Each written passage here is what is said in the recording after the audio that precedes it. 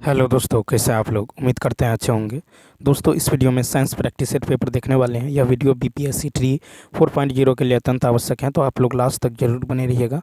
तो चलिए शुरू करते हैं। यदि आप नए हैं तो चैनल को सब्सक्राइब कर लीजिए, बेल आइकन को प्रेस कर दीजिए। फर्स्ट है प्रकाश विद्युत धारा, तो बी ऑप्शन, यानी आपतित प्रकाश की तीव्रता बनने पर बढ़ती है। प्रकाश विद्युत सेल में धारा आपतित प्रकाश की तीव्रता बढ़ने पर बढ़ती है। किसी धातु की सतह से प्रकाश इलेक्ट्रॉन के उत्सर्जन की दर आपतित प्रकाश की तीव्रता होता है, लेकिन यह प्रकाश की आवृत्ति पर निर्भर नहीं करता है। ठीक है, प्रकाश विद्युत धारा इलेक्ट्रॉनों के उत्सर्जन की दर अल्फा आपतित प्रकाश की तीव्रता होती है। उत्सर्जित प्रकाश इलेक्ट्रॉनों की अधिकतम गतिज ऊर्जा आपतित प्रकाश की तीव्रता पर निर्भर नहीं करती। तथा समान जो है द्रव्यमान वाले दो कण R1 एवं R2 त्रिज्या वाले वृत्ताकार पथों पर चल रहे हैं। ठीक है, चल रहे हैं, उन पर लगने वाले अभिकेंद्र बल समान है। उनके कोणीय वेगों का अनुपात, तो 12 का हो जाएगा बी ऑप्शन। तो उनके कोणीय क्या होगा, तो उनके जो है उनके कोणीय वेगों का अनुपात होगा √R2/R1। ठीक है, तो क्या हो जाएगा, तो यहाँ पे यदि आप देखें, मान लीजिए ये है आपको V1 और ये है आपको F1।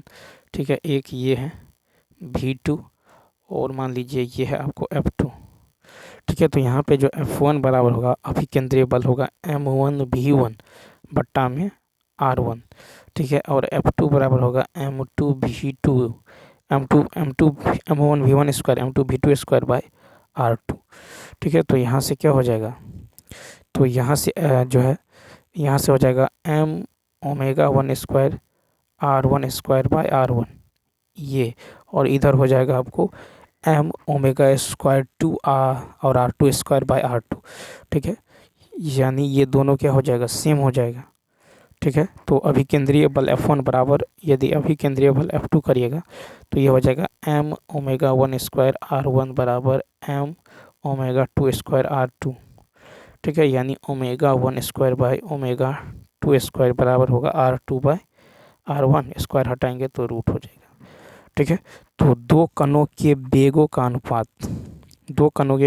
अनुपात होता है √R2/R1। नेक्स्ट कहता है कि ऊष्मा गतिकी के द्वितीय नियम में अंतर्निहित है, बी ऑप्शन। कोई भी ऊष्मा इंजन 100% दक्ष नहीं हो सकता। ऊष्मा गति की द्वितीय नियम में अंतर्निहित है कि कोई भी ऊष्मा इंजन 100% दक्ष नहीं हो सकता।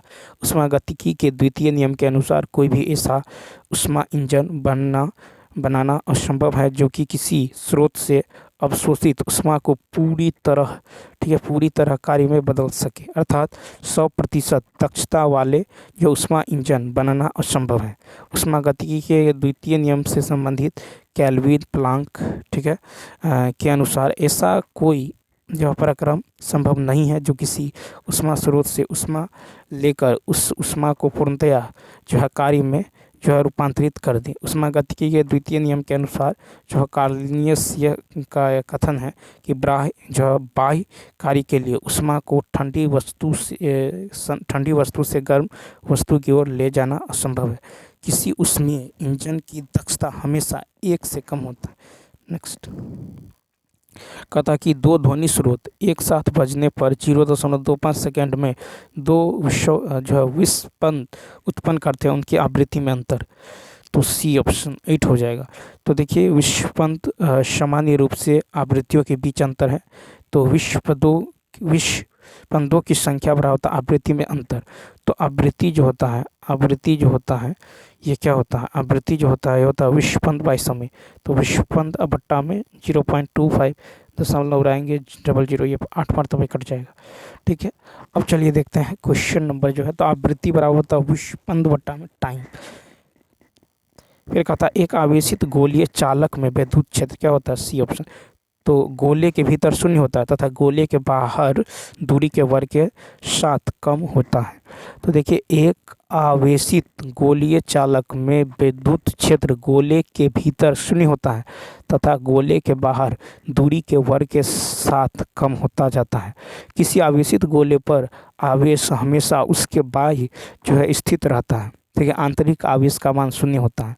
ठीक है, आंतरिक आवेश का मान शून्य होता है। किसी आवेशित गोले के बाह्य सतह के बाहर स्थित पर विद्युत क्षेत्र की तीव्रता, ठीक है, विद्युत क्षेत्र की तीव्रता Q/4ε0 एक्स स्क्वायर होता है। विद्युत क्षेत्र की तीव्रता सदिश राशि है। ठीक है, विद्युत क्षेत्र की तीव्रता बल एवं आवेश का अनुपात होता है। विद्युत क्षेत्र की तीव्रता जो होता है ये बल, ठीक है, ये बल, ठीक है, बल आवेश, ठीक है, बल आवेश का अनुपात होता है, यानी F/Q ई बराबर F/Q यानी N/c वोल्ट पर मीटर। इसका ऐसा मात्रक न्यूटन प्रति कूलम्ब होता है 116। तो ये कहता है प्रकाश की एक किरण एक समबाहु प्रिज्म अपवर्तनांक 1.5 में से इस प्रकार जो गुजरती हैं कि इसका आपतन कोण निर्गत कोण के बराबर हो तथा निर्गत कोण प्रिज्म कोण के 3/4 के बराबर हो तो उसका विचलन कोण है। तो 116 का होगा B 30 डिग्री। तो प्रिज्म के लिए विचलन कोण, ठीक है, प्रिज्म के लिए विचलन कोण जो होता है I+E माइनस A। ठीक है, तो देखिए I बराबर आपतन कोण, R बराबर निर्गत कोण, A बराबर प्रिज्म का कोण। ठीक है, यानी I बराबर E होता है बराबर 3/4A। ठीक है, I बराबर E बराबर 3/4A। ठीक, तो यहाँ पे जो होगा, यहाँ पे दे दिया गया है कि निर्गत कोण प्रिज्म के कोण के 3/4 है।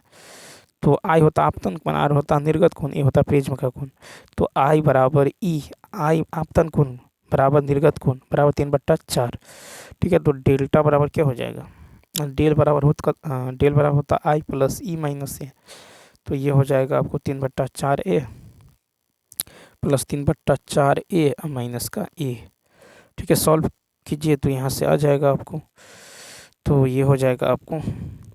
ठीक है, तो यहाँ से कोण A जो है 60 डिग्री यानी समबाहु त्रिभुज होगा। ठीक है, समबाहु, तो समबाहु प्रिज्म, तो समबाहु प्रिज्म, तो प्रिज्म कोण कितना होगा 60। तो अब विचलन, तो विचलन होगा A/2 60/2 यानी कितना होगा 30 डिग्री। नेक्स्ट, कहता कौन सा गुण अवस्था फलन है, सी ऑप्शन। तो देखिए आंतरिक ऊर्जा गुण अवस्था फलन है। आंतरिक ऊर्जा के बल सिस्टम की आरंभिक और जो है अंतिम स्थिति पर निर्भर करती है। यह अनुसरण दिए गए जो पथ पर निर्भर नहीं करता है। स्थिर ताप पर कार्य एक अवस्था फलन हो सकता है और स्थिर आयतन पर ऊष्मा एक अवस्था फलन हो सकता है। कहता वह गुण जो पथ पर निर्भर नहीं करता है उसे अवस्था फलन कहते हैं। ठीक है, एंथैल्पी का मान जो आंतरिक ऊर्जा एवं एंट्रोपी आदि। नेक्स्ट, कहता कि अभिक्रिया 2SO3 तिरछिन 2SO2 प्लस O2 में जो सम स्थिरांक Kc का मात्रक, तो ए ऑप्शन यानी मोल लीटर इनवर्स। तो देखिए अभिक्रिया में सम स्थिरांक का मात्रक मूल लीटर इनवर्स है। सम स्थिरांक का मात्रक मूल पर लीटर होता है। ठीक है, यहाँ और पावर में डेल एन, जहाँ डेल एन कुल गैसीय प्रतिफलों एवं गैसीय अभिकारकों का अंतर है। तो 2SO3 ये होगा आपको 2SO2 प्लस O2। ठीक है, तो यहाँ पे जो डेल एन का मान होगा ये होगा 2 प्लस का 1 माइनस का 2 यानी कितना होगा, तो 1 हो जाएगा। तो समय स्थिरांक का मान जो होगा ये हो जाएगा को मोल पर लीटर इनवर्स। नेक्स्ट, देखिए m/100 NaOH बिलियन की pH होगी। तो NaOH पूर्ण आयनीकृत निम्न प्रकार से होता है। तो NaOH जो होगा ये Na प्लस OH माइनस। ठीक है, OH माइनस, तो यहाँ पे जो है OH माइनस यानी NaOH जो है m/100।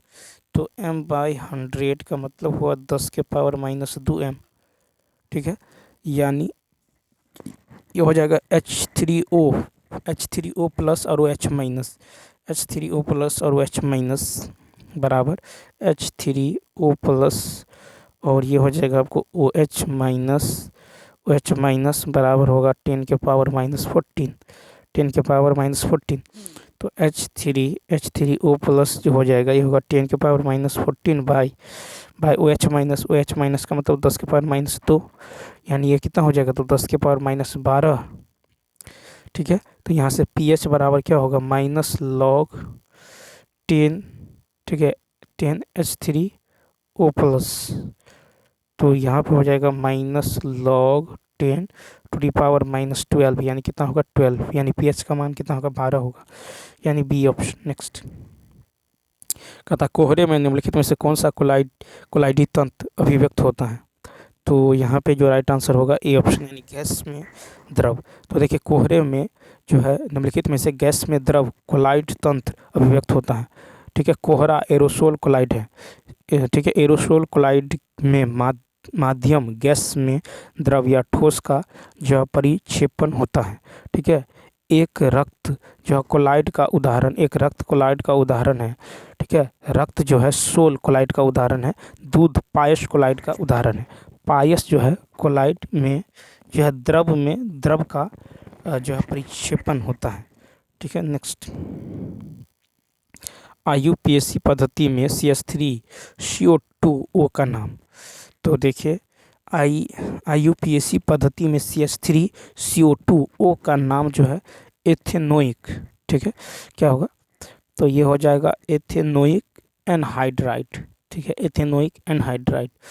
फिर है एथेनोइक एनहाइड्राइड रंगीन द्रव है जिसका सुगंधित शक्तिशाली गंध युक्त यौगिक विनेगर जो है इथेनोइक अम्ल से है। सामान्यतः एथेनोइक एनहाइड्राइड जलवाष्प में वायु में अभिक्रिया कर पुनः एथेनोइक अम्ल का निर्माण कर लेता है। एथेनोइक जो है एनहाइड्राइड का उपयोग किया जाता है आपको प्लास्टिक के निर्माण में।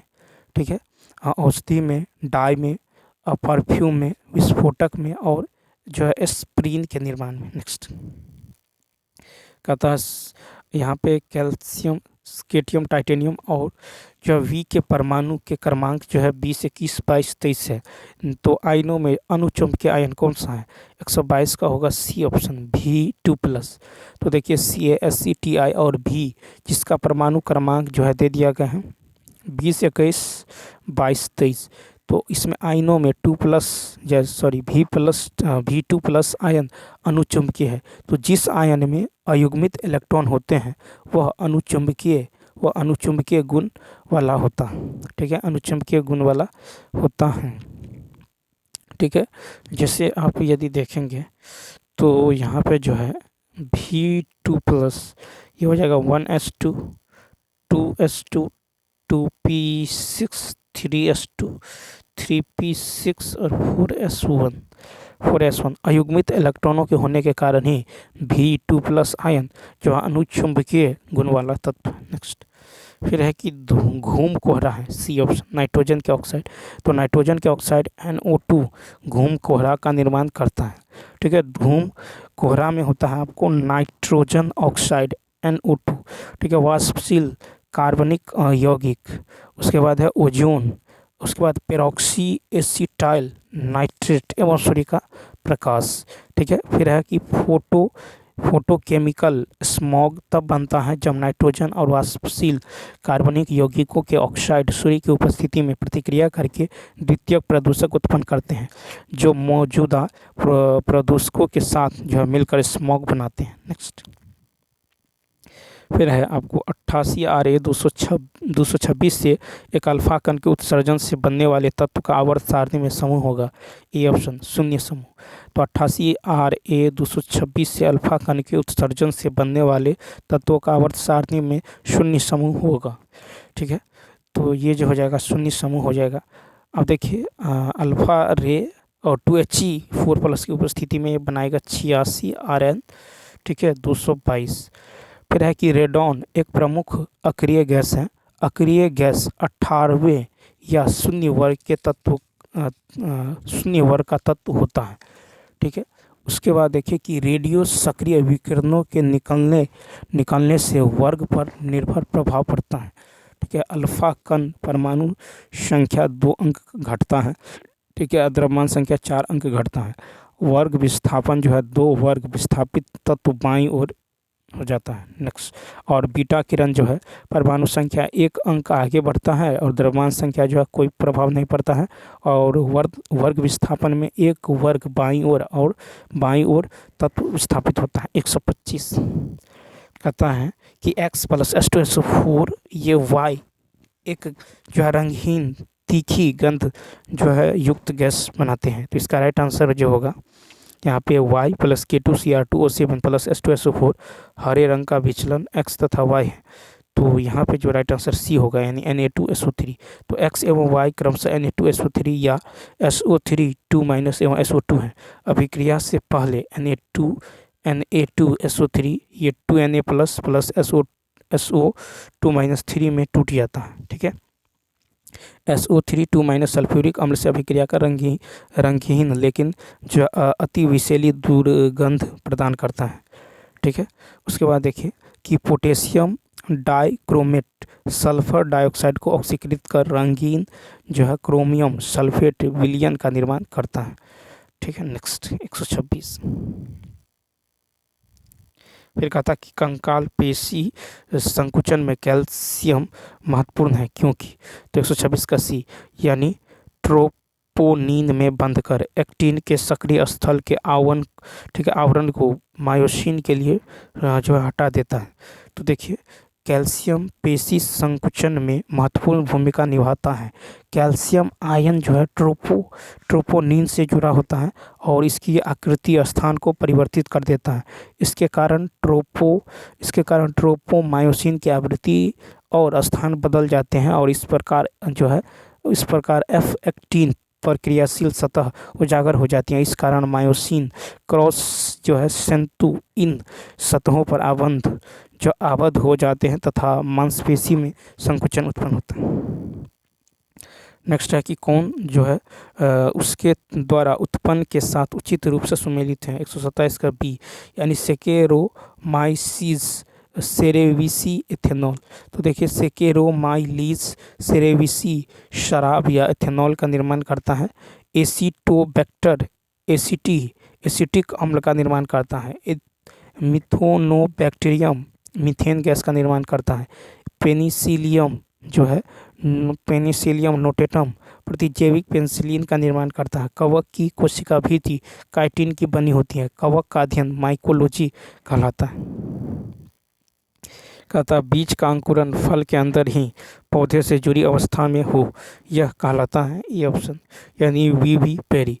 तो देखिए जब बीज का अनुकरण जो है जनक पौधे पर लगे हुए फल के अंदर ही हो जाता है तो इस प्रकार के जो है अंकुरन को वीवी पेरी कहते हैं। यह अधिकतर जो है लवणोद्भवी पौधों में पाया जाता है। बीज के अनुकरण में मूलांकुर एवं प्रांकुर बाहर निकलते हैं। नेक्स्ट फिर है कि रंजोधर्म होता है एकाएक सी ऑप्शन यानी एस्ट्रोजन तथा प्रोजेस्टेसिन की कमी से। तो देखिए रंजोधर्म एस्ट्रोजन एवं प्रोजेस्टेरोन की कमी के कारण होता है। एस्ट्रोजन तथा प्रोजेस्टेरोन हार्मोन के स्रावन द्वारा जो कॉर्पस ल्यूटियम निषेचित अंडे के रोपण हेतु गर्भाशयी जो एंडोमेट्रियम को तैयार करने में एक महत्वपूर्ण भूमिका निभाता है। यदि अंडा निषेचित नहीं हो पाता है तो कॉर्पस जो ल्यूटियम नष्ट होने लगता है तथा प्रोजेस्टेरोन व एस्ट्रोजन हार्मोन्स का जो है श्रवण भी रुक जाता है। ठीक है, इसके कारण जो एंडोमेट्रियम का विखंडन होने लगता है जिसके फलस्वरूप जो आर्तरस्राव जो है प्रारंभ हो जाता है। फिर मासिक धर्म चक्र की कुल समयावधि 28 दिन है। नेक्स्ट फिर वायवीय तथा अवायवीय श्वसन में पाई जाने वाली अवस्था बी ऑप्शन यानी ग्लाइकोलिसिस। तो ग्लाइकोलिसिस श्वसन की एक अनिवार्य एवं प्रथम जो है अवस्था है। ठीक है, यह जो है वायवीय एवं अवायवीय दोनों प्रकार के श्वसन में पाई जाती हैं। ठीक है, प्रोकैरियोटिक एवं यूकैरियोटिक दोनों प्रकार के जीवों के सभी जीवित कोशिकाओं में कोशिका द्रव में संपन्न होता है। फिर है कि ग्लूकोज का साइटोप्लाज्म में 2 पाइरुवेट पाइरुविक अम्ल में विखंडन होता है। फिर है 2 पाइरुविक अम्ल का O2 की उपस्थिति में क्रेब्स चक्र के उपरांत जो है कार्बन डाइऑक्साइड एवं 38 ATP में माइटोकॉन्ड्रिया में विखंडन होता है। अवमंदित दोलनों का आयाम ए ऑप्शन धीरे धीरे कम हो जाता है। अवमंदित दोलनों का आयाम धीरे धीरे कम हो जाता है। ठीक है। जब एक साधारण आवर्त सारणी आवर्त प्रणाली के दोलन का आयाम समय के साथ घटता जाता है तो दोलनों को जो अवमंदित तरल आवर्त दोलन कहते हैं। ठीक है। नेक्स्ट देखिए, कहता कोई परीक्षक एक स्थिर ध्वनि स्रोत की ओर जो भी जीरो वेग से आ रहा है, ध्वनि की चाल भी है। यदि ध्वनि स्रोत एन आवृत्ति की ध्वनि उत्पन्न कर रहा है तो प्रेक्षक को सुनाई पड़ने वाली ध्वनि की आवृत्ति 132 का बी हो जाएगा। ठीक है, यानी क्या हो जाएगा, एन भी प्लस भी जीरो बाई भी। ठीक है, तो आपको राइट आंसर हो जाएगा, प्रेक्षक को सुनाई पड़ने वाली ध्वनि की आवृत्ति होगा एन भी प्लस भी जीरो बाई भी। ठीक है, तो ये हो जाएगा। जब एक प्रेक्षक ध्वनि के साथ ध्वनि के लिए ध्वनि के स्थिर स्रोत की ओर गतिमान होता है तो प्रत्यक्ष आवृत्ति जो है वास्तविक आवृत्ति से अधिक होती है। ठीक है, नेक्स्ट क्वेश्चन देखिए। नेक्स्ट है कि जब प्रेक्षक स्थिर है और स्रोत गतिमान है तो प्रेक्षक आवृत्ति वास्तविक आवृत्ति से कम होती है। कहता है कि एक धनावेशित जो है पृथक्कृत चालक ए एक आवेशित पृथक्कृत चालक बी के समीप लाया जाता है। इससे सी ऑप्शन, इससे आवेश स्थिर रहता है परंतु विभव घट जाता है। तो एक अनावेशित पृथक्कृत चालक ए एक आवेशित पृथक्कृत चालक बी के समीप लाया जाता है, इससे आवेश स्थिर रहता है परंतु विभव घट जाता है। ठीक है, तो ए एक जो है पृथक्कृत चालक प्लेट है जिससे धन आवेश दिया गया है, इसके समीप जो है दूसरी अनावेशित चालक प्लेट लाने पर प्रेरण द्वारा बी के निकटवर्ती तल पर ऋण जो है आवेश तथा दूरवर्ती तल पर धन आवेश उत्पन्न होते हैं। नेक्स्ट क्वेश्चन देखिए। फिर है कि क्षैतिज दिशा में चलता हुआ एक इलेक्ट्रॉन ऐसे क्षेत्र में प्रवेश करता है जहां एक समान चुंबकीय क्षेत्र ऊर्ध्वाधर दिशा में, इस क्षेत्र में इलेक्ट्रॉन का पथ होगा बी ऑप्शन, क्षैतिज तल में एक वृत्त। तो क्षैतिज दिशा में चलता एक इलेक्ट्रॉन ऐसे क्षेत्र में प्रवेश करता है जहां एक समान चुंबकीय क्षेत्र ऊर्ध्वाधर दिशा में, इस क्षेत्र में इलेक्ट्रॉन का पथ जो है क्षैतिज तल में एक वृत्त होगा। ठीक है, यानी एफ बराबर क्या होता है, Q V B. Next question देखिए। कहा कि जब किसी द्विध्रुव को एक समान चुंबकीय क्षेत्र में रखा जाता है तो यह अनुभव करता है बी ऑप्शन, एक बल युग्म परंतु कोई बल नहीं। तो जब किसी द्विध्रुव को एक समान चुंबकीय क्षेत्र में जो है रखा जाता है तब यह बल युग्म परंतु कोई बल अनुभव नहीं करता है। एक और समान चुंबकीय क्षेत्र में जो है चुंबकीय सुई के दो ध्रुव पर बल एवं बल घूर्णन का अनुभव करते हैं। ठीक है, यदि एक क्षेत्र में चुंबकीय प्रेरण की परिमाण और दिशा जो है विभव दिशा विभिन्न बिंदुओं पर भिन्न होती हैं तो उसे असमान चुंबकीय क्षेत्र कहा जाता है। एक समान चुंबकीय क्षेत्र में जो है चुंबकीय सुई के दो ध्रुव समान और विपरीत बलों का अनुभव करते हैं, फलस्वरूप सुई जो है चुंबकीय क्षेत्र के कारण होने वाले केवल बल आघूर्ण का अनुभव करती है, किसी बल का नहीं। नेक्स्ट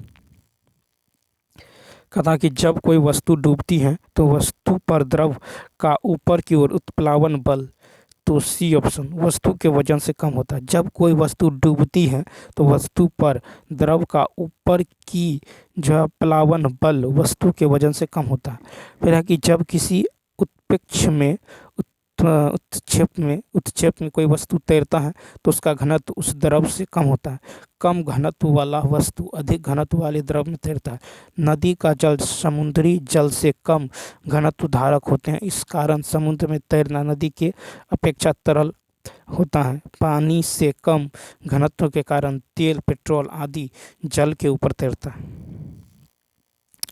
कहता है कि एक वस्तु का वजन पृथ्वी की सतह पर W, जिस ग्रह का द्रव्यमान पृथ्वी के 15 गुना और त्रिज्या पृथ्वी के 4 गुना है, उस पर उसका वजन क्या है 137 का। तो देखिए W बराबर क्या होता है mg, W बराबर क्या होता है mg यानी gm/r², gm/r²। तो दूसरे ग्रह पर भार यदि देखिएगा तो क्या होगा mg/m1 बट्टा में r1²। ठीक है, r1² यहाँ पे हो जाएगा आपको 15/16। ठीक है, gmm/r²। ठीक है, यानी 15/16, यानी इसका राइट आंसर क्या हो जाएगा, तो बी ऑप्शन हो जाएगा। ठीक है, तो यहाँ पे जो हो जाएगा ये हो जाएगा mg इंटू 15m बट्टा में 4r² का होल स्क्वायर। ठीक है, तो इस तरह राइट आंसर होगा बी ऑप्शन। नेक्स्ट कहता एक गेंद को 5 मीटर त्रिज्या के एक वृत्त में 20 मीटर पर सेकंड से के स्थिर स्पर्श रेखीय वेग से घुमाया जा रहा है। एक पत्थर भी 4 मीटर त्रिज्या के वृत्त में 16 मीटर पर सेकंड के नियत स्पर्शीय वेग से घूम रहा है। तो निम्नलिखित में से कौन सा विकल्प दोनों जो वृत्तीय गतियों के बारे में सत्य है? तो 138 का यदि देखें तो ए ऑप्शन, यानी दोनों का कोणीय वेग समान है। दोनों वृत्तीय गतियों में कोणीय वेग समान है। कोणीय वेग बराबर क्या होता है? स्पर्शीय वेग बट्टा त्रिज्या। कोणीय वेग बराबर होता है स्पर्शीय वेग बट्टा में त्रिज्या। तो कोणीय वेग बराबर होता है स्पर्शीय वेग, तो स्पर्शीय वेग है 20 मीटर पर सेकंड बट्टा में त्रिज्या कितना है? त्रिज्या है 5। ठीक है, तो यहाँ पे जो हो जाएगा ये हो जाएगा आपको 5 का कितना हो जाएगा? तो कोणीय वेग होता है स्पर्शीय वेग। स्पर्शीय वेग है 20 मीटर पर सेकंड और 5 मीटर बटा में त्रिज्या, ये कट के कितना होगा? 4 रेडियन पर सेकंड। फिर W2 बराबर निकालिएगा तो वृत्तीय गति में तो कोणीय वेग 16 बटा में त्रिज्या, ये कट के कितना होगा? 4 रेडियन पर सेकंड। नेक्स्ट देखिए, कहता है कि तांबे का एक टुकड़ा जब जर्मेनियम के एक टुकड़ा कमरे के तापमान से 77 केल्विन तक ठंडा किया जाता है तो प्रत्येक के प्रतिरोध पर क्या प्रभाव पड़ेगा? सी ऑप्शन, तांबे के टुकड़े की घटती हैं और जर्मेनियम की बढ़ती हैं। तो तापमान में कमरे के ताप से 77 केल्विन की कमी के साथ तांबे का प्रतिरोध जो एक धातु कंडक्टर है कम हो जाएगा, जबकि जर्मेनियम जो एक अर्धचालक है का प्रतिरोध बढ़ जाएगा। प्रतिरोध विद्युत धारा के मार्ग में अवरोध है। प्रतिरोध का SI मात्रक ओम है। ठीक है, प्रतिरोध R बराबर क्या होता है? V/I। प्रतिरोध R बराबर V/I। नेक्स्ट विद्युत चुम्बकीय तरंगें निम्नलिखित में से किस प्रकार की मानी जाती हैं? तो ए ऑप्शन, अनुप्रस्थ। विद्युत चुम्बकीय तरंगें विद्युत और चुम्बकीय क्षेत्र की अनुप्रस्थ गति से बनती हैं। इस प्रकार उन्हें अनुप्रस्थ तरंग जो कहा जाता है। अनुप्रस्थ तरंग के गुण कहता है कि उन्हें गमन के लिए किसी माध्यम की आवश्यकता नहीं होती। वे निर्वात में 3×10⁸ मीटर पर सेकंड की गति से फैलती है। ये तरंगें प्रकृति में अनुप्रस्थ होती हैं। ये विद्युत और चुंबकीय क्षेत्र में से विक्षेपित नहीं होते हैं। ये तरंगें जो ध्रुवीकृत हो जाती हैं, ये ऊर्जा और संवेग को लेकर चलते हैं। ठीक है, ऊर्जा और संवेग को लेकर चलते हैं। उसके बाद देखिए क्वेश्चन की यदि बात करें, क्वेश्चन नंबर जो है 41 देखिए, फिर कह रहा है कि निम्नलिखित में कौन सा कार्बनिक यौगिक का सबसे सरलतम सदस्य है? C option, methane. तो मीथेन कार्बनिक यौगिक का सबसे सरल सदस्य। ठीक है, तो वास्तव में एल्केन परिवार में सबसे सरल है। ठीक है, अब देखिए हाइड्रोकार्बन जो है ये 3 होता है। एक तो एलिफेटिक होता है, एक एलिसाइक्लिक होता है, एक एरोमेटिक होता है। ठीक है, और एलिफेटिक जो होता है ये 2 होता है, संतृप्त हाइड्रोकार्बन या पैराफिन या एल्कीन। दूसरा होता है असंतृप्त हाइड्रोकार्बन। और संतृप्त हाइड्रोकार्बन 2, और संतृप्त हाइड्रोकार्बन जो है एक ओलिफिन या एल्कीन, और दूसरा होता है एसिटिलीन या एल्काइन। नेक्स्ट 142 नंबर है, कहता निम्नलिखित में से कौन जो है धात्विक गुणधर्मों का सही क्रम है? धात्विक गुणधर्मों का 142 का सी, तो lithium, potassium, calcium, rubidium, caesium. यानी क्या हो जाएगा? तो Li lithium less than sodium less than potassium less than rubidium less than caesium. तो ये जो है धात्विक गुणधर्मों का सही क्रम है। तत्वों के धात्विक गुण वर्ग में ऊपर से नीचे जाने पर बढ़ता है। तत्वों के धात्विक गुण वर्ग में ऊपर से नीचे जाने पर धात्विक गुण बढ़ता है वर्ग में। ठीक है, उसके बाद है कि देखिए फिर कहता है कि आवर्त सारणी में बाएं से दाएं जाने पर तत्वों के धात्विक गुण घटता है। ओस्मियम का घनत्व सबसे अधिक होता है। सबसे कम आयनन विभव वाला तत्व सीजियम है। धातुओं में सबसे कम घनत्व वाला तत्व लिथियम है। ठीक है, धातुओं में सबसे कम घनत्व वाला लिथियम, और सबसे आयनन विभव ठीक है कम होता है सीजियम का। सबसे प्रबल ऑक्सीकारक पदार्थ क्लोरीन है। ठीक है, सबसे प्रबल ऑक्सीकारक। फिर है कि सबसे कम गलनांक वाला धातु पारा है -38 डिग्री सेल्सियस। सबसे अधिक गलनांक वाला धातु टंगस्टन है 3410 डिग्री सेल्सियस। नेक्स्ट, कहता क्षार का रंग कैसा होता है? बी, फिनोफेथलीन के साथ गुलाबी और मिथाइल ऑरेंज के साथ पीला। तो क्षार का रंग फिनोफेथलीन के साथ गुलाबी और मिथाइल ऑरेंज के साथ पीला होता है। ठीक है, जिसे आप देखिए, फिनोफेथलीन अम्लीय में रंगीन होता है, क्षारीय गुलाबी होता है। मिथाइल ऑरेंज अम्लीय लाल होता है और क्षारीय माध्यम में पीला होता है। हल्दी जो है अम्लीय माध्यम में पीला, क्षारीय माध्यम में लाल भूरा। लाल लिटमस जो है अम्लीय माध्यम में अप्रभावित और क्षारीय माध्यम में नीला। नीला लिटमस जो है अम्लीय माध्यम में लाल और क्षारीय माध्यम में अप्रभावित। नेक्स्ट, हैलोजन परिवार में परमाणुओं की समूह संयोजकता क्या है? तो एक है। तो हैलोजन परिवार में परमाणुओं की समूह संयोजकता एक है। हैलोजन अधिक क्रियाशील होते हैं, इसलिए यह संयुक्त अवस्था में विभिन्न जो है लवणों के रूप में पाए जाते हैं। हैलोजन विकिरण के भिन्न भिन्न क्वांटम अवशोषित करने के कारण भिन्न भिन्न रंग दर्शाते हैं, इसलिए हैलोजन रंगीन होते हैं। हैलोजन की क्रियाशीलता का क्रम है आपको fluorine greater than chlorine greater than bromine greater than iodine. ठीक है, हैलोजन की क्रियाशीलता का क्रम फ्लोरीन क्लोरीन ब्रोमीन आयोडीन। सभी हैलोजन अम्लीय ऑक्साइड बनाते हैं। हैलोजन की परमाणु त्रिज्याएं फ्लोरीन से आयोडीन तक बढ़ती। नेक्स्ट, फिर डाल्टन के परमाणु सिद्धांत के अनुसार पदार्थ अविभाज्य जो है किस कण से बना होता है? तो बी ऑप्शन, परमाणु से। तो डाल्टन के परमाणु सिद्धांत के अनुसार पदार्थ अविभाज्य कण परमाणु से बना होता है। परमाणु तत्व का सबसे छोटा कण है। परमाणु वर्तमान में अविभाज्य। परमाणु के 3 मूल कण हैं, इलेक्ट्रॉन प्रोटॉन न्यूट्रॉन। परमाणु जीवन की मूलिका है। अणु एक यौगिक है जो रासायनिक बंधों द्वारा बंधे 2 या 2 से अधिक परमाणु से बना होता है। मिश्रण जो है किसी भी अनुपात में शुद्ध पदार्थों के मिलने से बनता है। फिर है आयन या तो धनात्मक या ऋणात्मक रूप से आवेशित होता है। नेक्स्ट, फिर कहता है कोशिका की एक प्रकार की अपशिष्ट निस्तापन प्रणाली है। ठीक है, ये किसी भी बाह्य सामग्री के साथ साथ खराब हो चुके कोशिकांगों को पचाकर कोशिका को साफ रखने में मदद करती हैं। 146 का बी ऑप्शन होगा, यानी लाइसोसोम। तो लाइसोसोम कोशिका की एक प्रकार की जो अपशिष्ट निस्तापन प्रणाली है, वे किसी भी बाह्य सामग्री के साथ साथ खराब हो चुके कोशिकांगों को पचाकर कोशिका को साफ रखने में मदद करते हैं।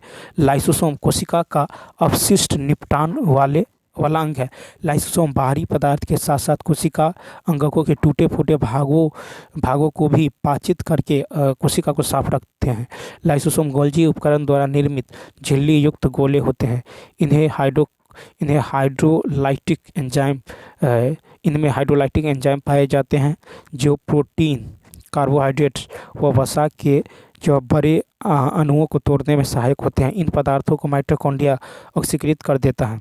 इनके प्रमुख कार्य अंतःकोशिकीय पाचन, स्वभक्षण और ऑटोलाइसिस, ऑस्टियोजेनेसिस। लाइसोसोम को आत्महत्या की थैली जो है कहते हैं। ठीक है, माइटोकॉन्ड्रिया को power house of the cell कहा जाता है। नेक्स्ट, कहता प्रोटीन संश्लेषण जो है निम्न कोशिकांगों में से किसकी भूमिका सबसे अधिक महत्वपूर्ण है? 147 का बी, अंतःपरद्रव्य जालिका और राइबोसोम।